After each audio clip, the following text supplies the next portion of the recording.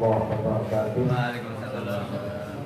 Bismillah, alhamdulillah, wasta'inu billah, la hawla wa la quwwata illa billah.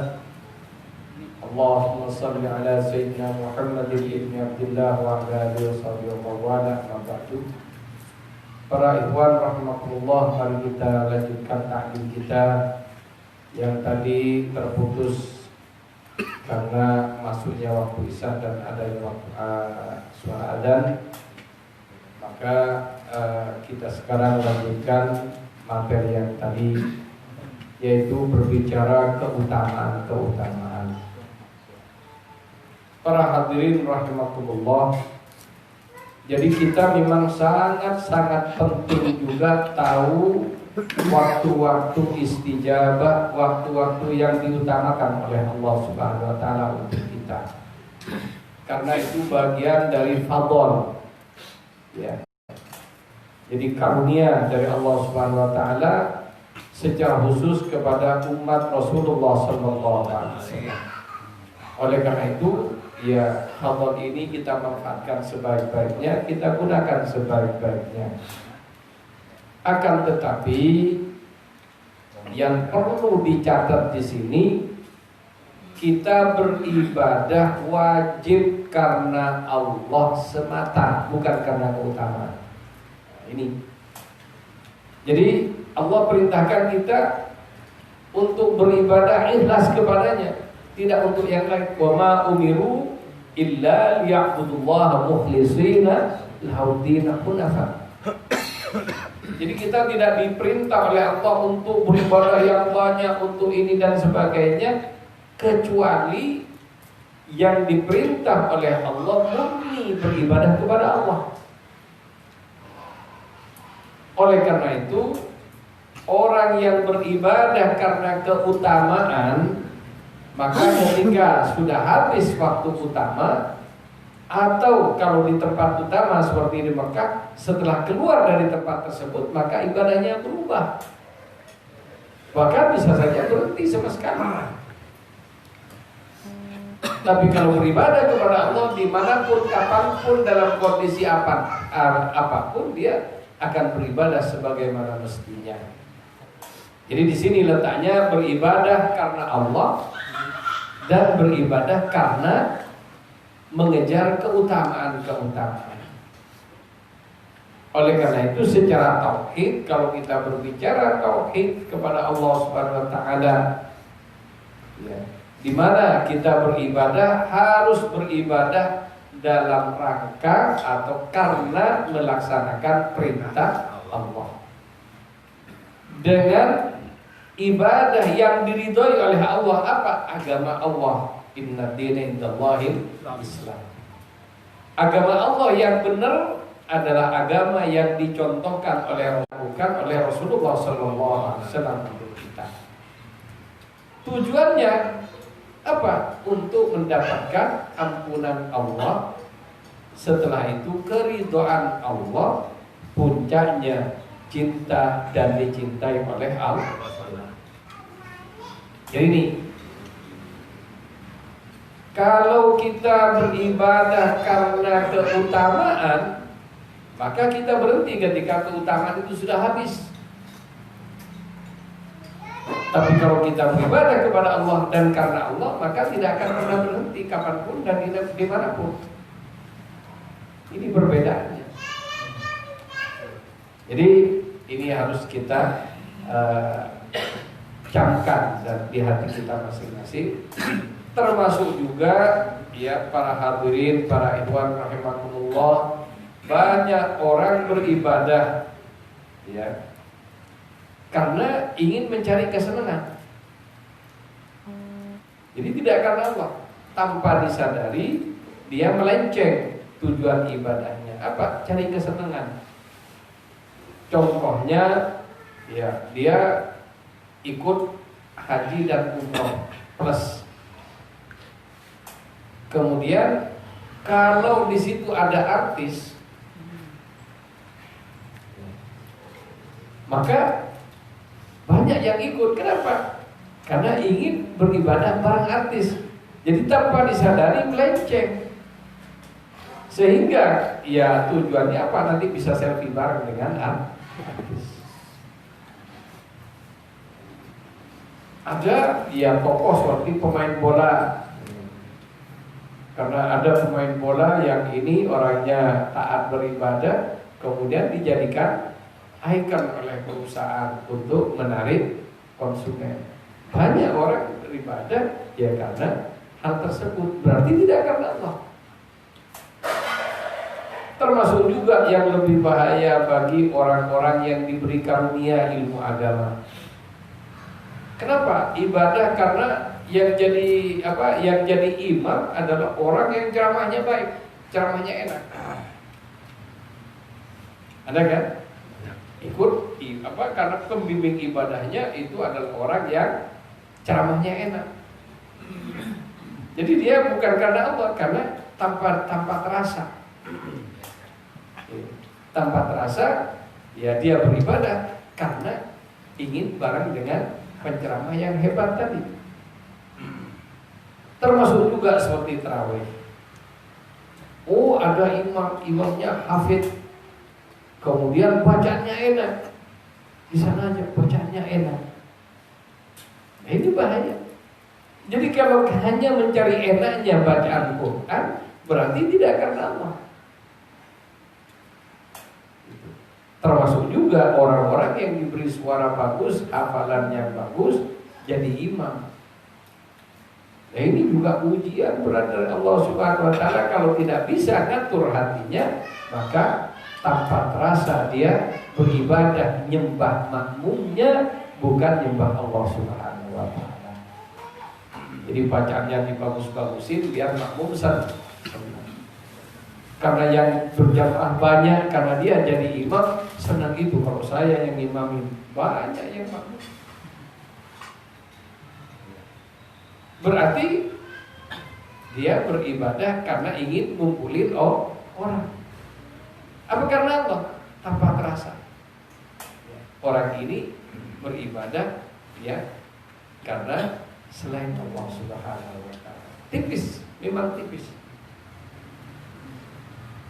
Termasuk juga para hadirin, ketika kita diberi oleh Allah Subhanahu wa Ta'ala, contohnya bisa baca Quran dengan tartil tapi cepat selesai. Ya, biasanya para hafid ya. Orang lain baca sehari 10 juz sudah potong-potong. Ya, sementara dia 10 juz hanya kelencam sudah selesai. Kenapa? Ya, para hafid ini bacanya tidak maju mundur. Kalau orang yang tidak hafal rata-rata bacaannya walaupun dicepetin maju mundur cepetnya, ngerem. Iya, ketanggor balik lagi, ketanggor balik lagi, sehingga dari situ makan waktu. Termasuk makan tenaga. Tapi orang yang sudah terbiasa seperti kita, sudah terbiasa nyetir mobil, sudah terbiasa, ya walaupun jalanan ramai tapi sudah tahu caranya, ya masuk yang lain masih tertinggal di belakang, ya orang yang diberi oleh Allah kemampuan nyetir dengan baik sudah jauh di depan. Demikian juga baca Quran, seperti nyetir mobil di jalanan. Ya, kalau sudah terbiasa tangannya, sudah terbiasa lisannya. Ini kayak makan permen aja baca Quran. Jadi bacaannya takdir benar, tapi cepat selesai. Tidak terlihat terburu-buru, bacanya biasa. Tapi sebentar sudah selesai. Sehingga ya di antara orang-orang ini oleh Allah diberi berkah waktu. Kalau kita lihat daripada para masyayikh kita, saya dengar di antara mereka ada yang tiap hari hatam sekali, ada yang sampai 5 kali, bahkan ada yang lebih. Bagaimana? Ya kalau kita pikir ya tidak selesai. Ada yang diberi oleh Allah kemampuan baca surah Fatih banyak. Baca berapa? 10.000. Berapa? 15.000. Berapa? 2 jam selesai. Sementara kita 100 saja. Ya. Berapa kan? Seperempat jam. Itu pun sudah potong-potong.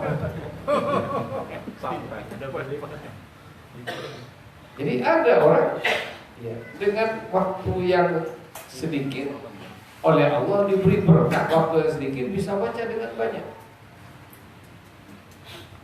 Ini juga ujian, jangan senang langsung. Kenapa? Tidak jarang ketika sudah diberi kemampuan seperti itu bangga. Kemudian nyepedikan orang lain, kau baca berapa sih surat Fatihah tiap hari? Aku saya hanya lazim saja.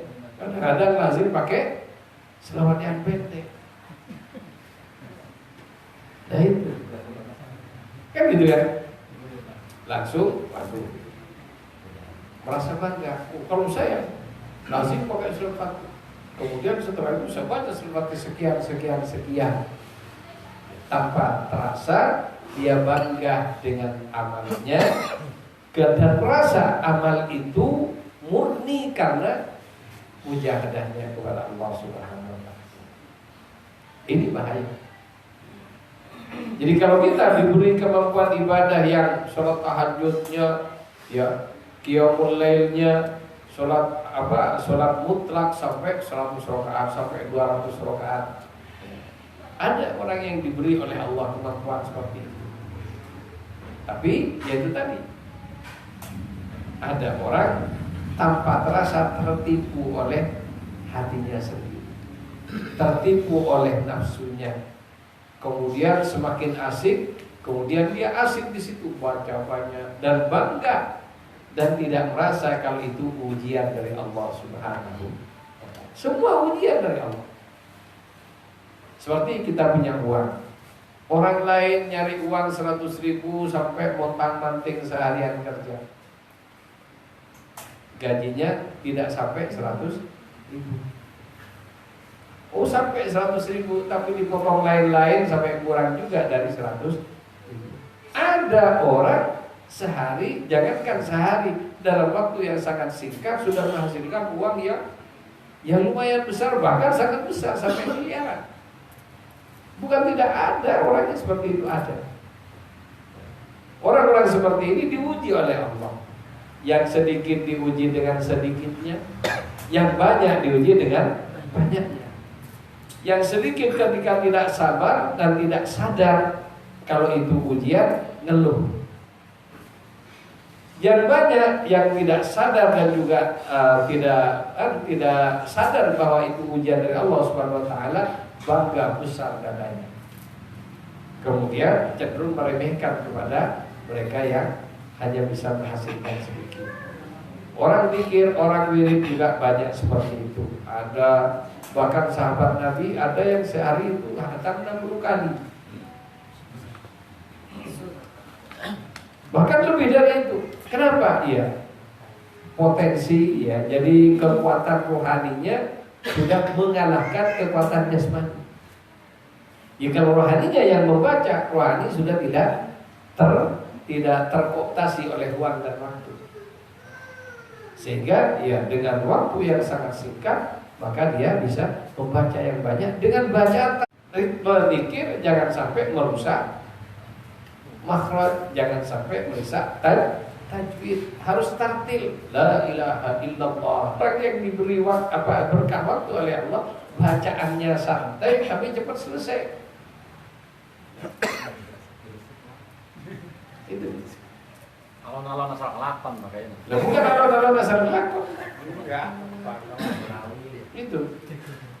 Dia orang ini mendapat karunia dari Allah Subhanahu wa taala. Dapat karunia yaitu barokah waktu.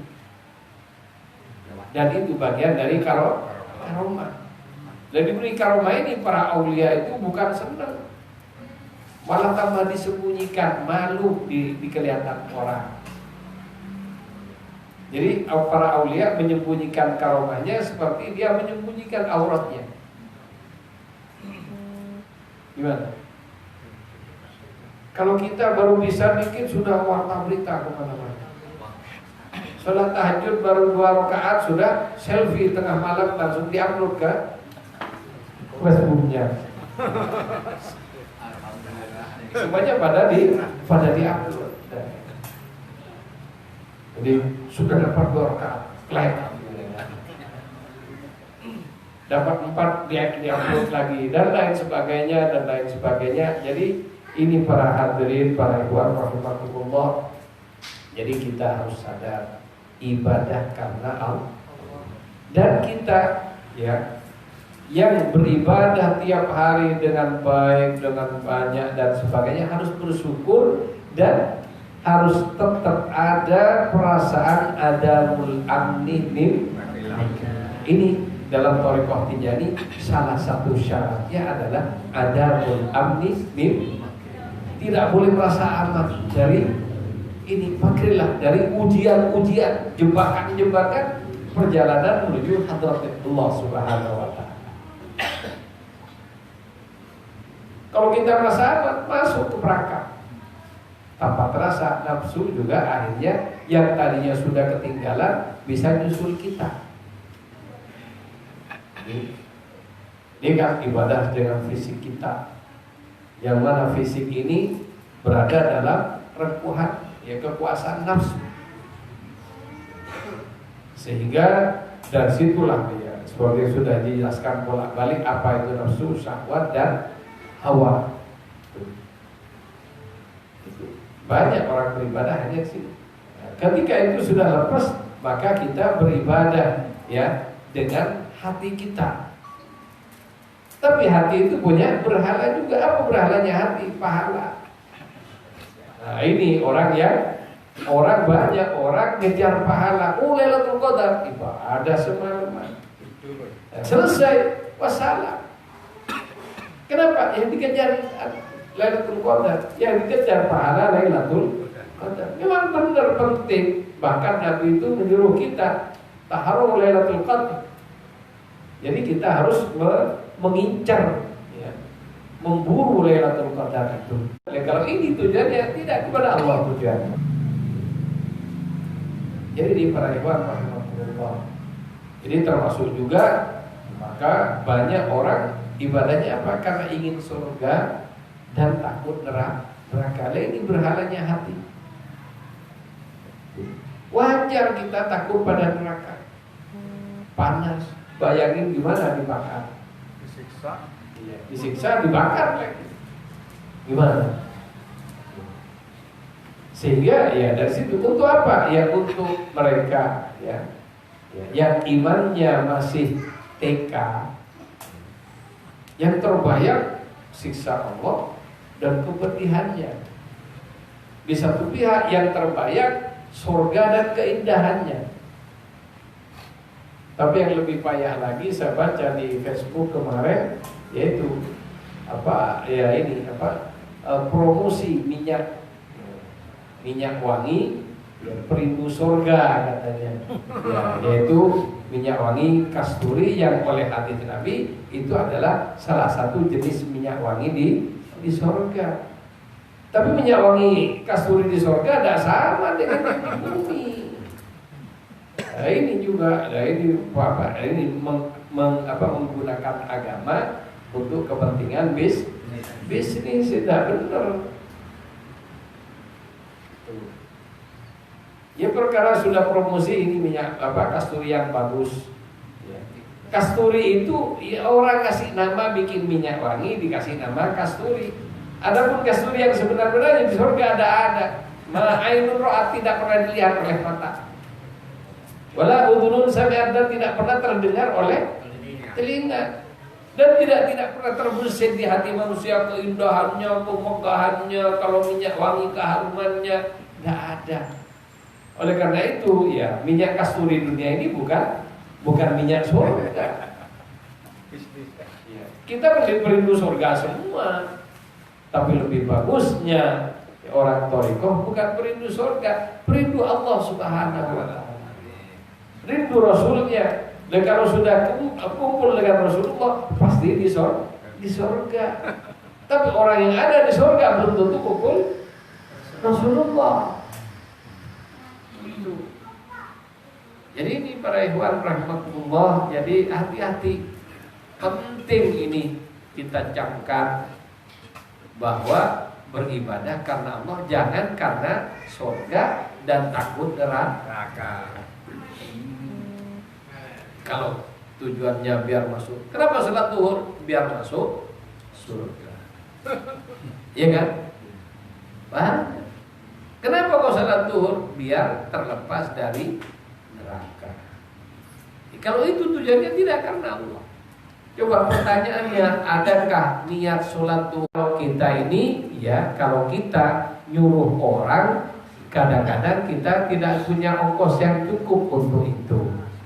Sehingga tadinya janji ngongkos 100.000, karena kurang dipotong ongkosnya dengan dalih ini, itu dan sebagainya. Allah Subhanahu wa Ta'ala tidak, bahkan dilipat gandakan.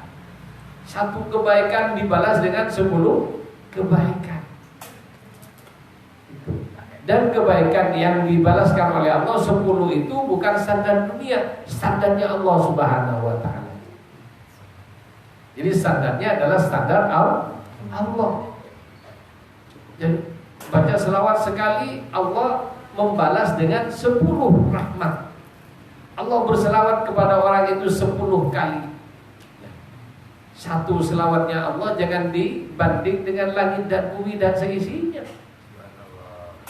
Kenapa? Langit dan bumi dan seisinya itu standar apa yang ada di akal kita.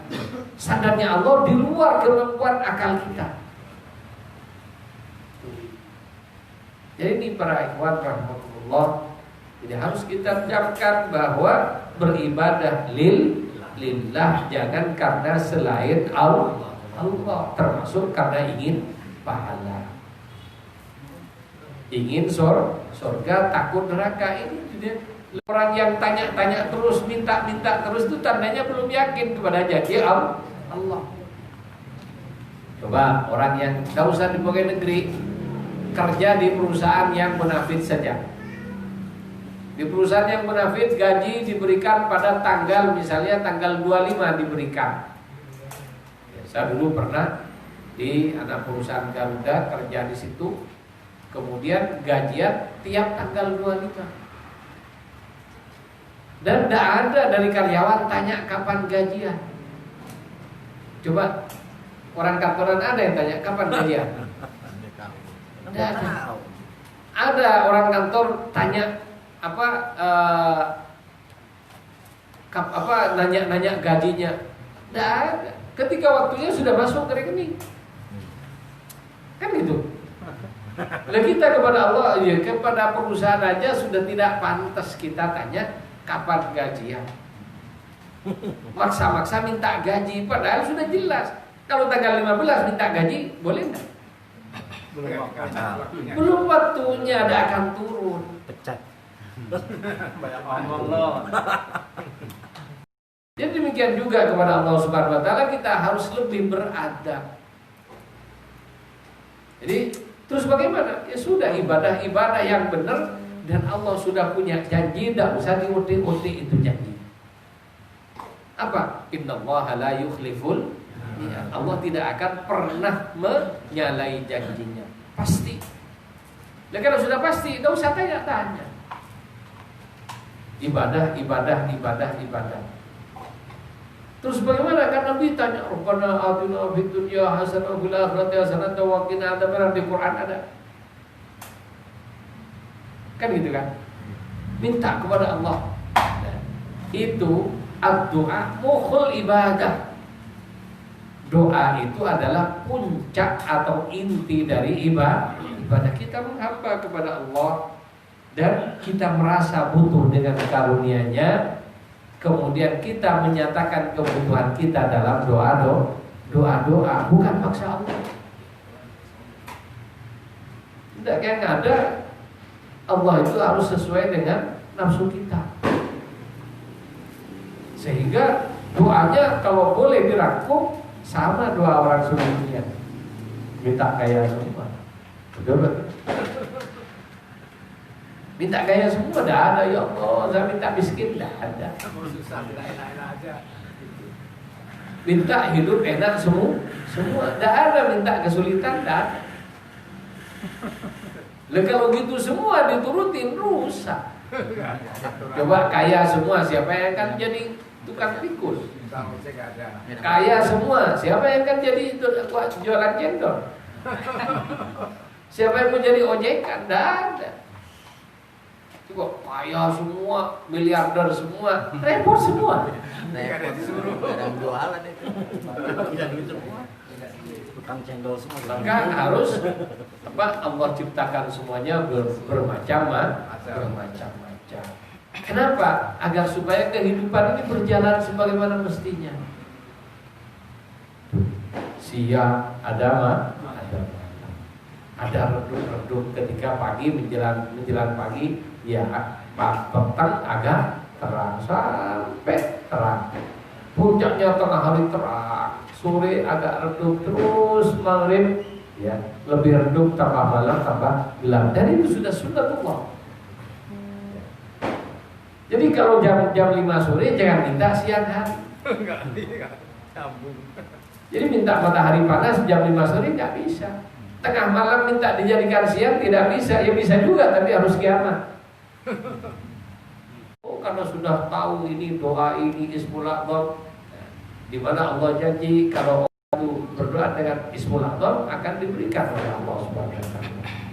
Tapi itulah orang yang dapat Ismul A'dham itu dia sudah tidak punya karam sudah. Jadi ketika orang masih punya karam, nafsunya masih jalan, tidak akan dikasih Ismul A'dham. Makanya orang-orang yang diberi doa-doa istijabah, doa Ismul A'dham, dia tetap dengan kondisinya. Ya, jadi orang miskin dia tetap dengan kemiskinannya, tapi terima dan nikmat di situ. Sehingga dia tidak minta kaya. Kenapa? Tahu Allah meletakkan di situ dan ridho dengan ketentuan Allah. Karena ridho nikmat. Yang bikin tidak nikmat itu tidak ridho. Berontak. Itu tidak terima. Padahal saya sudah baca surat Fatihah 10.000 tiap hari Pak Kiai. Kenapa? Ini masih utang tidak lunas.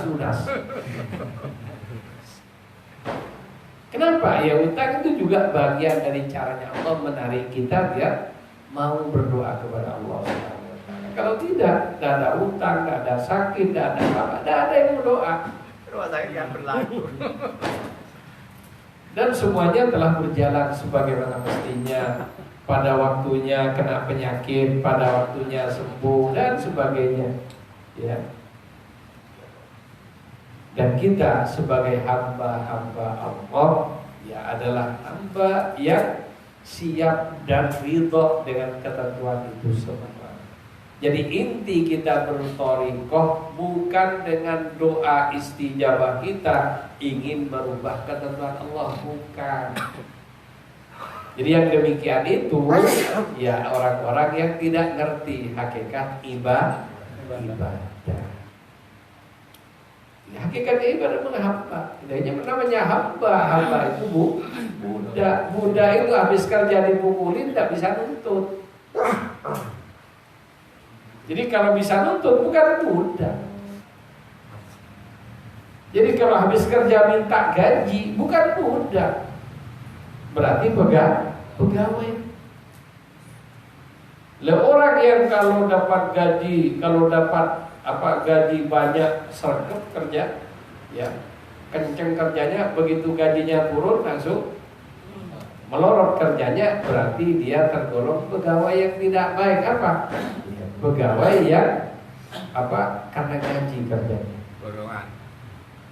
Jadi baik tidaknya kerja tergantung termasuk juga kalau Ramadan kita ibadah dengan baik siang malam, begitu selesai Ramadan loyo, berarti dia belum ibadah kepada Allah, dia hanya seorang bayaran. Jadi ngejar bayaran ketika Ramadan, selesai Ramadan karena bayarannya kecil, maka ibadahnya letok ini. Jadi berhalanya hati adalah orang yang yang ibadahnya mencari pahala. Jadi pahala itu berhalanya hati. Terus bagaimana kalau kita ingin ibadah yang sebenarnya, sedekahkan pahala. Pahala itu janji Allah dan pasti. Jadi tidak usah dipikir. Nah, kita beribadah karena Allah, ya. Kemudian karena senang kepada Allah, orang yang senang kan ingin jumpa terus. Ya, karena senang ingin jumpa terus, mau Ramadan, mau tidak Ramadan, sholat tahajud, jalan. Mau Ramadan, tidak Ramadan, wiridan, jalan. Mau Ramadan, tidak Ramadan, baca Quran, jalan. Ramadan, tidak Ramadan, sedekah, jalan. Ini begitu Ramadan selesai, kolak tidak datang lagi ke saya. Iya, kenapa? Tidak ada nyinggung ini nambah gitu. Cuma ngingetin. Ini Pak Jelani merasa tersinggung. Besok dibawain banyak.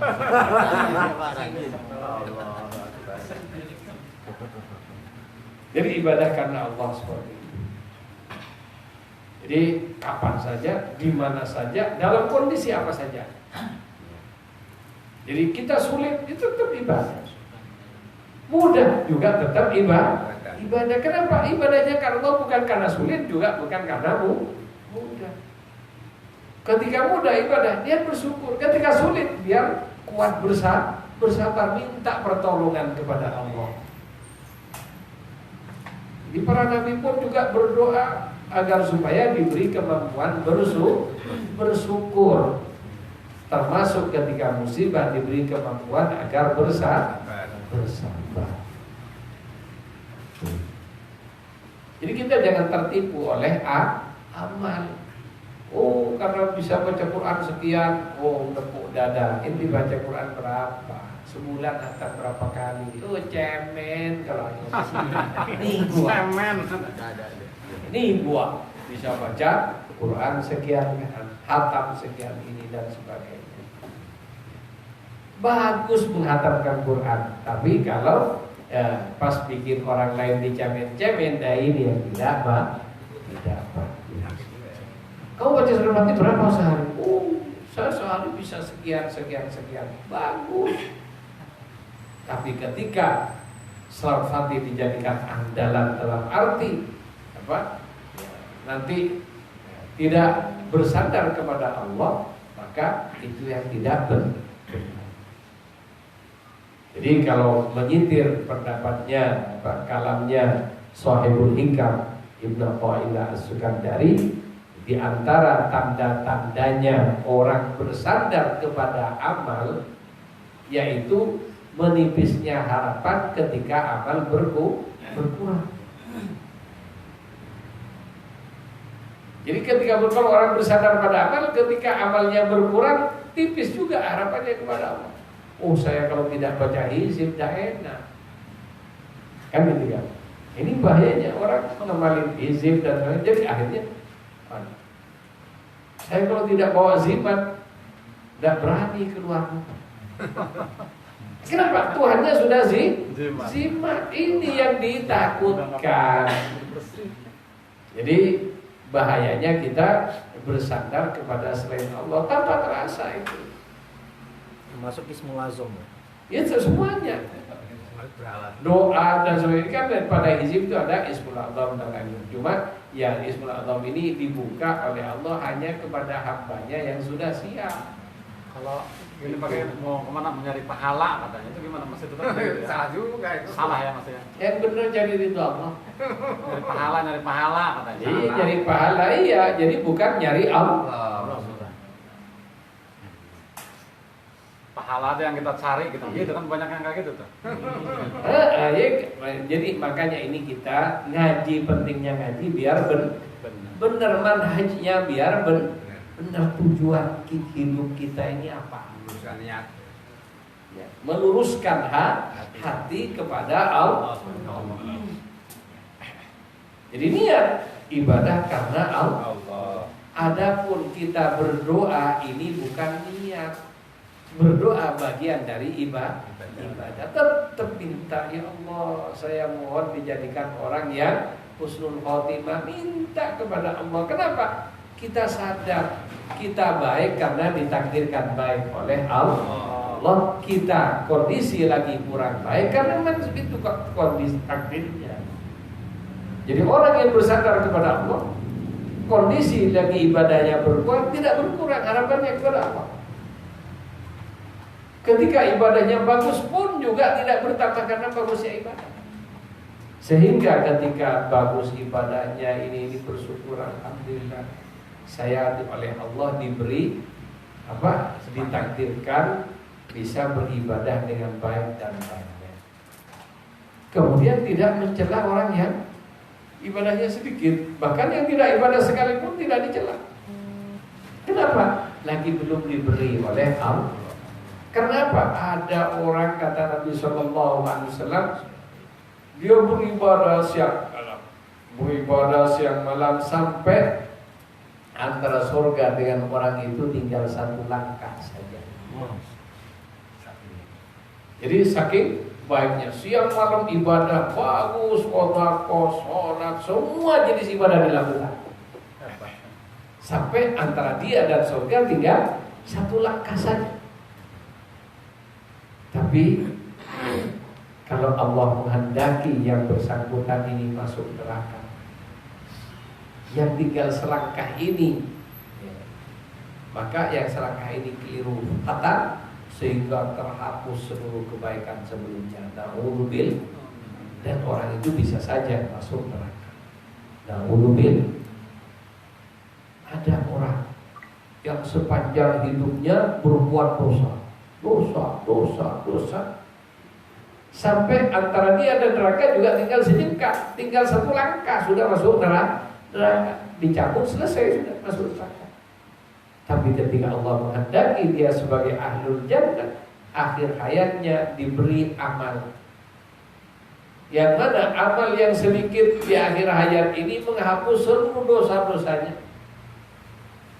Kemudian punya kelebihan timbangan amalnya sehingga dia secara hukum wajib masuk surga. Ada yang begitu.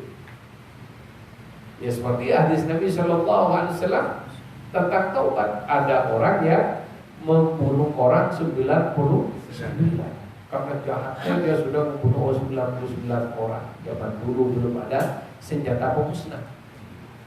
Ya belum ada bom, belum ada ini. Ya, dengan ketangkasannya, ya, dia sebagai penjahat telah membunuh 99 orang. Datang kepada tokoh agama, tanya, kalau saya bertobat, ya, apakah saya bisa diterima tobatnya oleh Allah Subhanahu Wa Taala? Kata yang pertama ini, tidak ada, membunuh orang ini dosa yang paling besar. Membunuh satu orang sama dengan membunuh seluruh manusia. Kamu bunuh 100, tidak ada sudah, tidak bisa. Ya. Mendengar pernyataan seperti itu, kesel. Ya sekalian dibunuh itu. Akhirnya lengkap 100. Ya. Ketemu dengan seorang ahli ilmu berikutnya, memberitahu kalau Allah itu Maha Pengampun. Ini dapat petunjuk agar hijrah dari tempatnya. Lain ini isyarat juga, isyarat hadis Nabi. Ada daerah yang memang di situ tempat maksiat. Kalau ada di situ orang tidak bisa baik. Jadi isyarat hadis Nabi Sallallahu Alaihi Wasallam Nabi. Jadi di situ kata dalam hadis itu oleh ahli ilmi ini disuruh pindah dari desanya ke desa yang lain. Di situ ada tempat ibadah. Berarti kalau orang ingin baik, ya. Kalau dia berada di tempat tidak baik, maka dia harus pindah ke tempat yang baik. Ingin jadi ahli ibadah, tinggal di Kalijodo. Gimana? Ya tidak bisa sekelilingnya tempat narkoba dan tempat maksiat. Itu. Jadi kalau ingin bagus, ya tempatnya juga harus bagus. Coba nanam ingin tanamannya subur, ya tanam di tanah yang subur. Ditanam di tanah yang tidak subur, ya dikasih apa? Dikasih pupuk juga. Baru hidup setelah kasih pupuknya habis juga. Apalagi di situ banyak penyakit dan lain sebagainya. Dipupuk hidup, tapi penyakitnya ulatnya makan. Paginya sudah terpotong itu tanaman. Terus bagaimana? Ya tanam di tanah yang aman. yang subur dan aman dari hama. Itu pun harus dijaga. Demikian juga kita dalam perjalanan hidup menuju Allah Subhanahu wa taala, kita harus mencari tempat yang aman dari maksiat, aman dari macam-macam kezaliman, aman dari macam-macam hal-hal yang menjauhkan kita kepada Allah Subhanahu wa taala. Setelah itu kita beribadah. Setelah beribadah, jaga hati kita dari hama. Dari hamanya ibadah. Hamanya ibadah apa? Yang merusak, ya. Ada yang membatalkan ibadah itu sendiri. Sholat yang membatalkan sholat. Puasa yang membatalkan puasa. Apakah cukup dengan ini? Tidak. Kita harus menjaga hati, lisan kita, telinga kita, mata kita dari yang membatalkan pahalanya ibadah.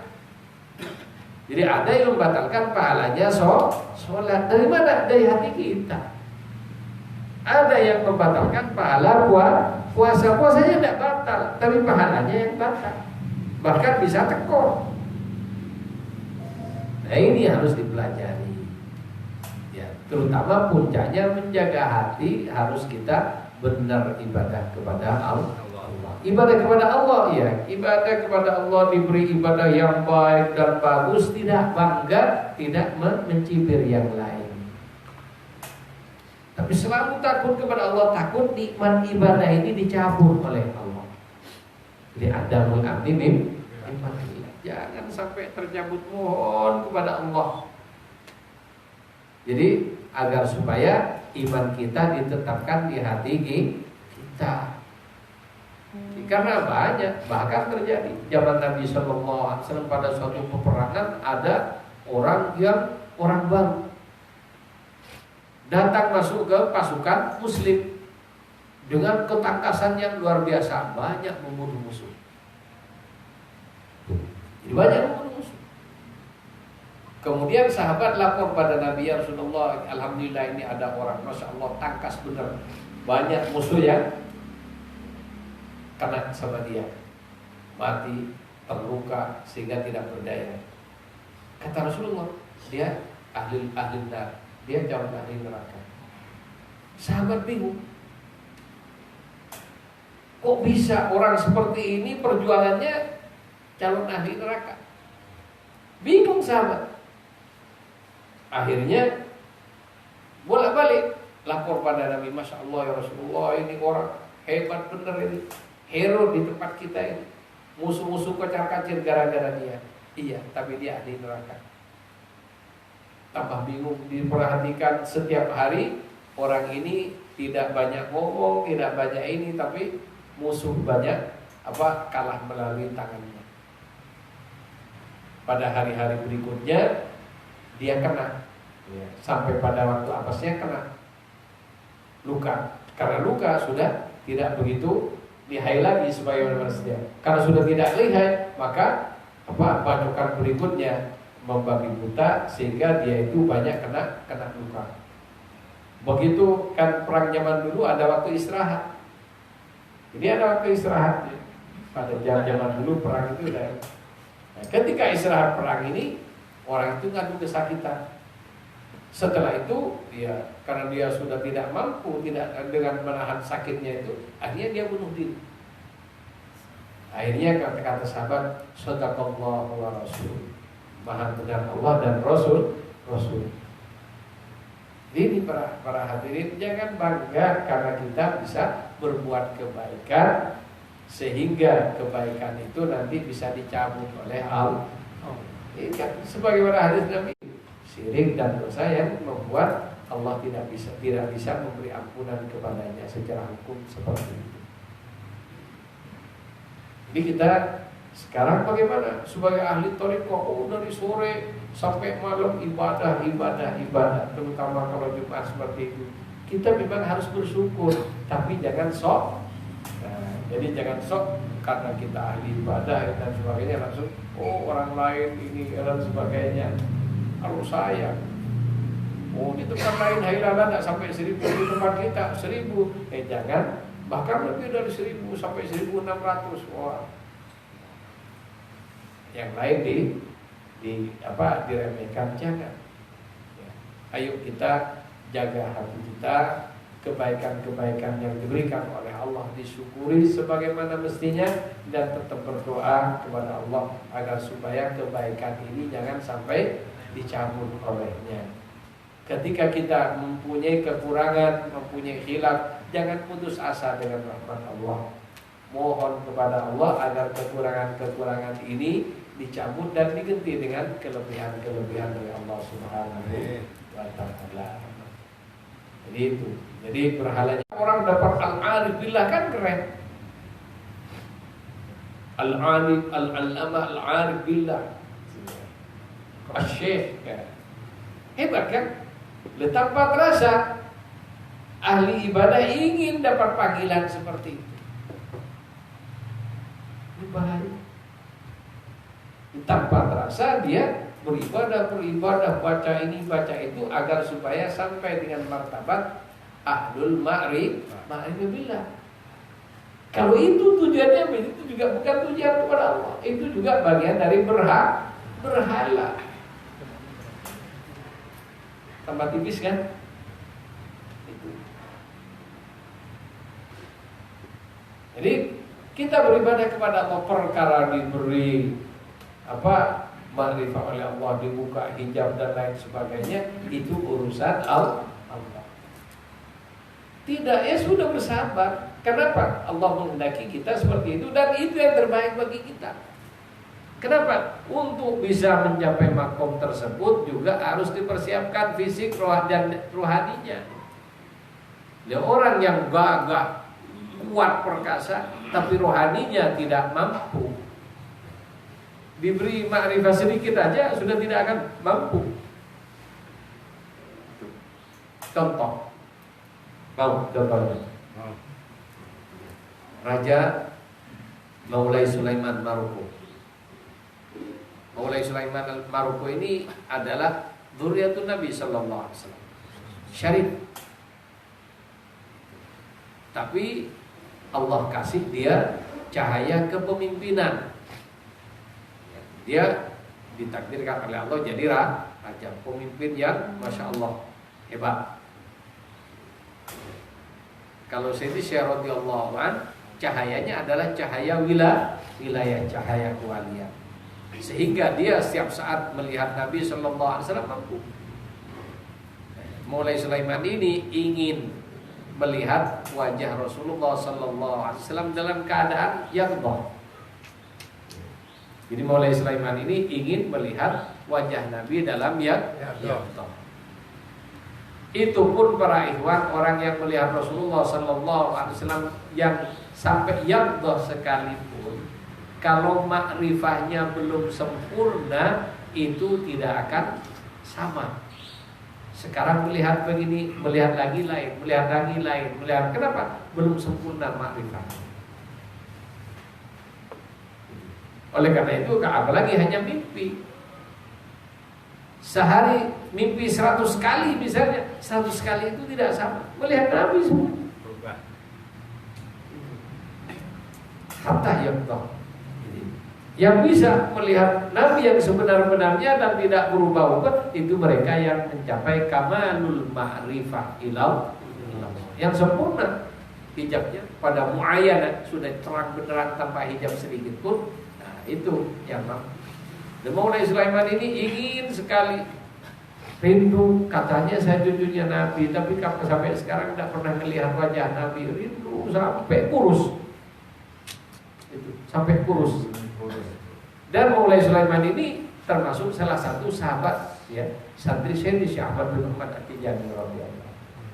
Akhirnya beliau tidak hajat, ya, dari wibawanya Syekh yang sangat tinggi, raja tidak berani ngomong kepada Syekh.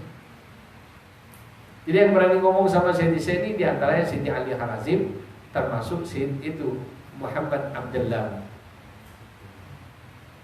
Ya, di antara yang apa bukan Syed Muhammad yang sahabatnya Syed Muhammad Ghali Abu Talib. Ya, di antara sahabat besar Syed yang berani berbicara dengan Syed radhiyallahu anhu. Ya. Sehingga para sahabat yang lain kalau mau tanya melalui beliau. Ketika dia ingin rindu, ingin melihat Nabi Sallallahu Alaihi Wasallam, dia bilang kepada Sidi Ali Harazim. Akhirnya sama Sidi Ali Harazim dikasih tahu, ya Syekh tahu dengan kenapa? Andaikan dikumpulkan keberanian 40 ekor singa betina. Ya, singa betina ini kalau lagi jaga anaknya kayak ayam jaga ini jantan kalah. Iya. Garak. Dikumpulkan itu semua dalam hati seorang laki-laki tidak cukup untuk memandang wajah Nabi Sallallahu Alaihi Wasallam. Jadi ini raja panglima perang oleh Sulaiman. Tapi akhirnya karena mulai Sulaiman ini tiap hari selalu curhat pada Sidi Ali Harazim, akhirnya sama Sidi Ali Harazim disampaikan kepada Syekh. Akhirnya kata Sidi Syekh, siapkan kamar dengan seperti ini. Akhirnya disiapkan di istana kamar khusus untuk bisa tawajuh dan bisa ketemu Rasulullah Sallallahu Alaihi Wasallam. Begitu kamar itu selesai, sudah disiapkan, maka saya bilang suruh masuk Maulai Sulaiman ke kamar tersebut. Jadi baru selesai kamar disiapkan sebagaimana yang disifatkan oleh Syekh, Maulai Sulaiman sudah tidak berani masuk. Jadi sudah begitu melihat kamar itu sudah angker aja sudah tidak berani karena wibawa Nabi sudah datang ke kamar tersebut. Jadi belum melihat Nabi, baru melihat tempat yang akan dihadiri Nabi secara khusus. Maulai Sulaiman sudah tidak mampu, sudah takut. Jadi ya setengah adalah sama saya kalau takut itu tidak usah. Akhirnya dia merajuk dan minta terus. Akhirnya sama saya diantar. Jadi diantar masuk ke kamar tersebut bersama Sidi Ali Harazim bertiga. Setelah itu masuk ke kamar tersebut, dia oleh Rasulullah, oleh Syekh disuruh membaca amalan khusus sampai pada waktunya dia dibuka hijab oleh Allah Subhanahu Wa Taala. Ya. Ini guru tarbiyah dan guru tarbiyah seperti ini.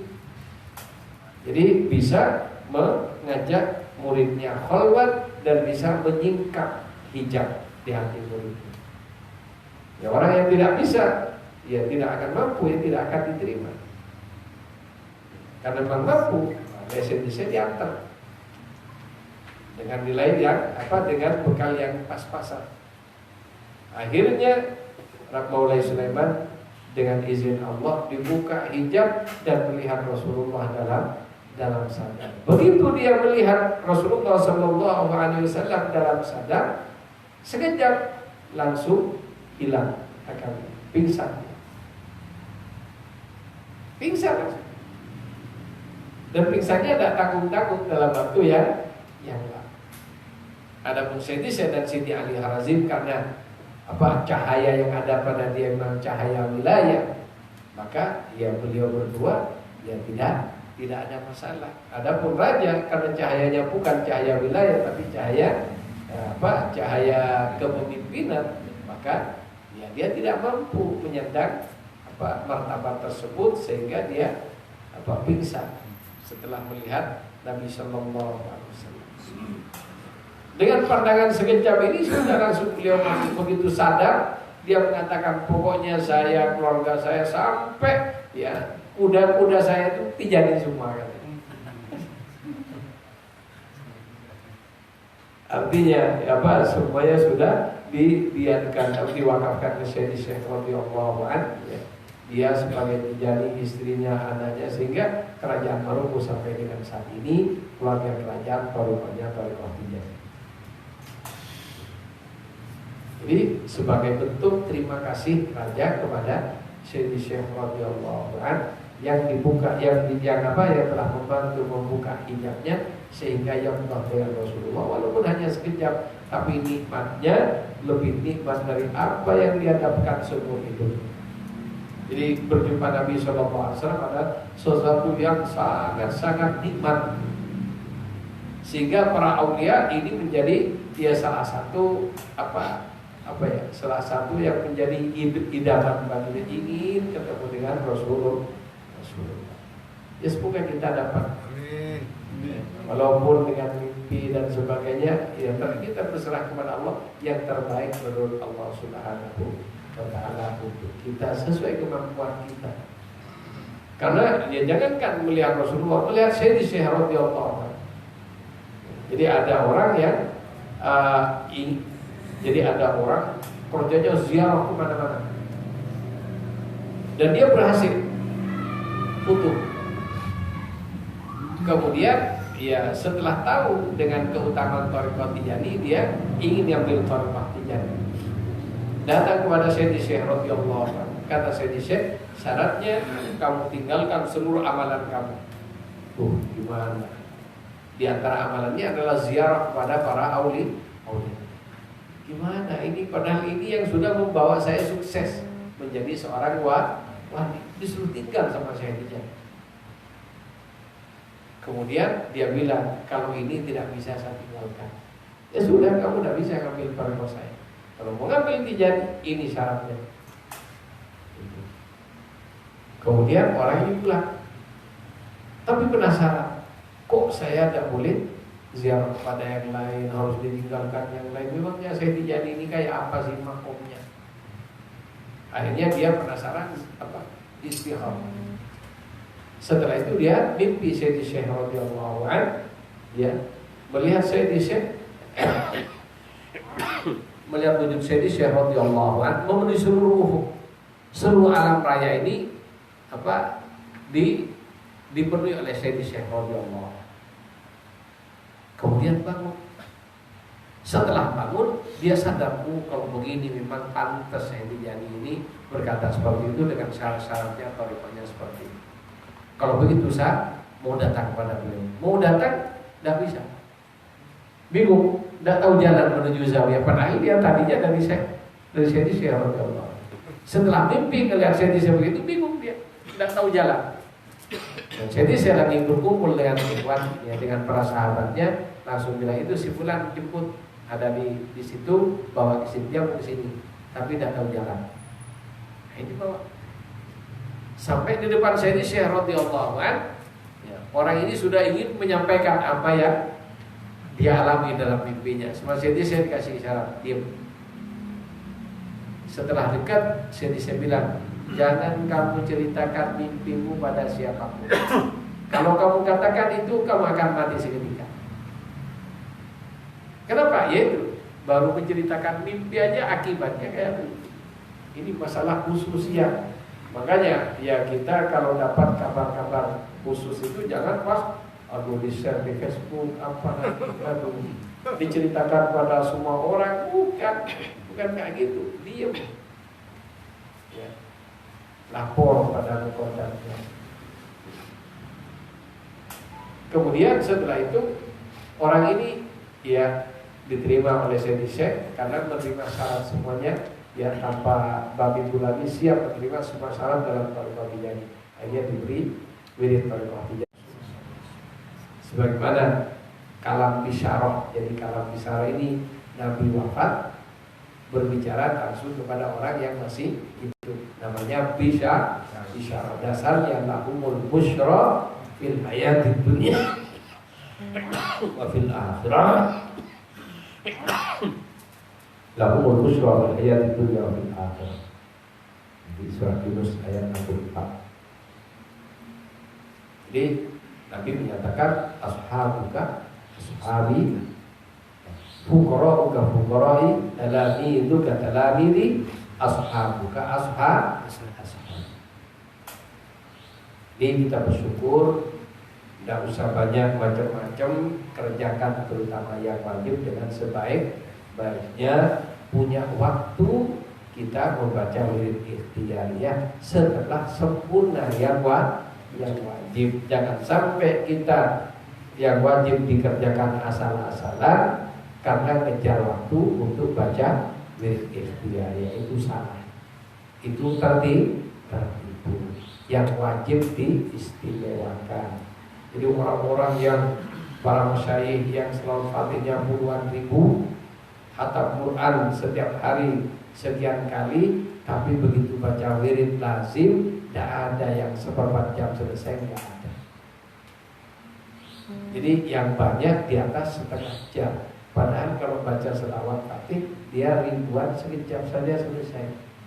Tapi begitu baca wirid lazim, dia wirid lazimnya ada yang 1 jam, dikit-dikitnya setengah jam. Kenapa? Diresapi astagfirullah, astagfirullah, astagfirullah, somo. Ya, jadi astagfirullah. Jadi masing-masing bacaan diresapi, disadari, termasuk huruf-hurufnya sambil dibaca dipandang huruf-hurufnya juga.